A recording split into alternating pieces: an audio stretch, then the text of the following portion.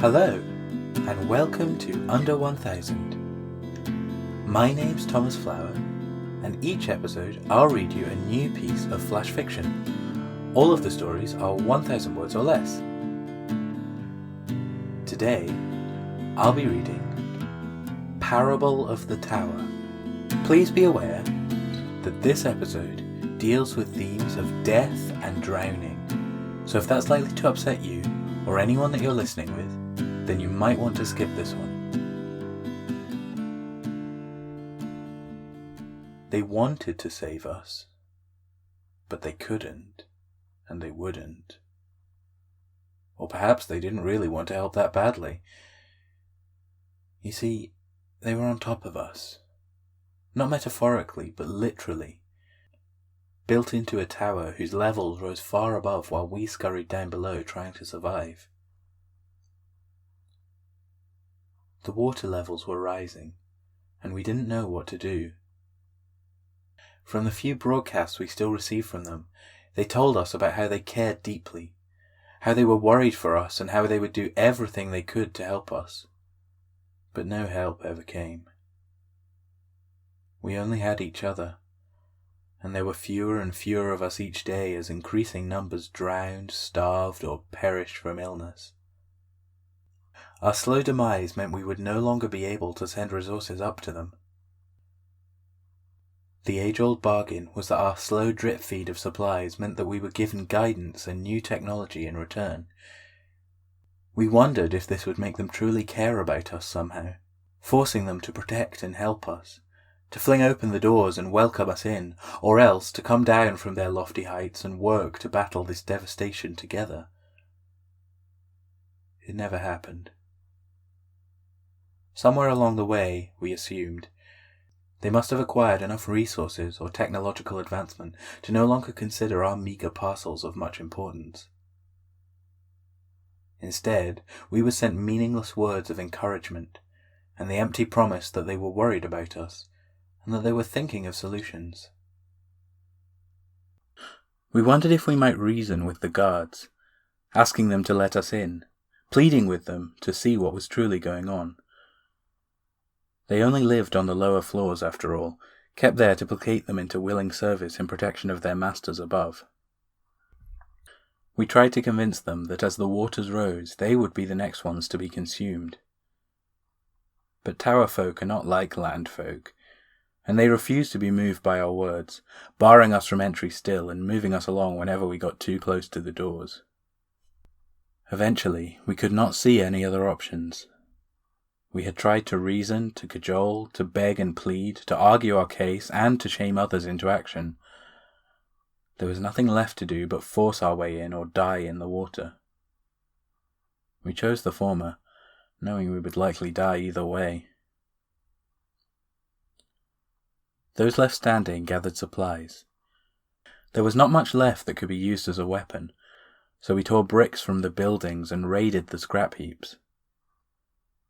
Whatever we could find that could be used offensively, we carried it back. We knew our pitiful weapons would be no match against whatever our lords and masters possessed, but we had numbers and desperation on our side. Death was no longer a threat to us. We were staring it in the face already. And so, as a strange, disorganized rabble army, we made our final stand. We knew that this was our only hope for survival, and that it was scant hope at all. We charged the doors, facing down the guards, terrified, brave, unimaginably desperate. So many were killed, shot mercilessly, their bodies tumbling down to warn those behind of the fate that was coming. We pushed on anyway. We'd seen piles of corpses already. How could a few more scare us? Eventually, we had captured the ground floor. It wasn't much. The water was still all around us here, and it hardly felt different at all. But still, it was something, a gain made after much work and sacrifice.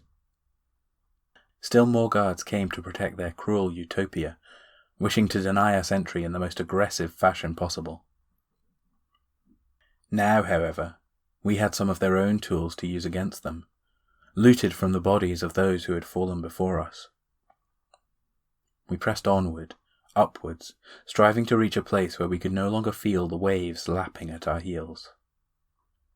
We were falling steadily in number, but growing in determination, armaments, and bloodlust.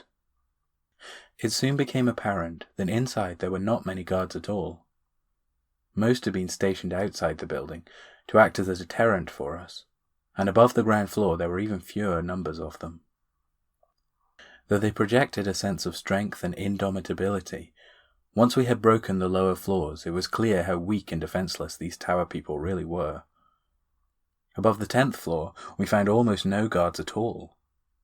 From here to the top it seemed only to be the increasingly rich and powerful who resided. Although canny in their self-preservation instincts, they were nonetheless defenseless and barely able to fight. We took the tower easily, from top to bottom. Now we sit here together, wondering what is to come next. Our former masters say that we have damned us all. The waters still rise and there is no escaping it. But we had already been damned, and wished only to share what they had gifted us before. Ultimately, we are still doomed if we cannot find a solution. Though we now live collectively, safe temporarily in the heights, the water will reach us eventually, picking us off floor by floor. I think, ultimately, that if only more had focused on the solution than the tower before all this came to pass, we could all have survived. When those with money and power saw the signs, they chose to lock themselves safely away. But safety is temporary, without a way to change things substantially. Now we may all be cursed to drown, thanks to the greed and selfishness of short-sighted fools who sought only to place themselves above us.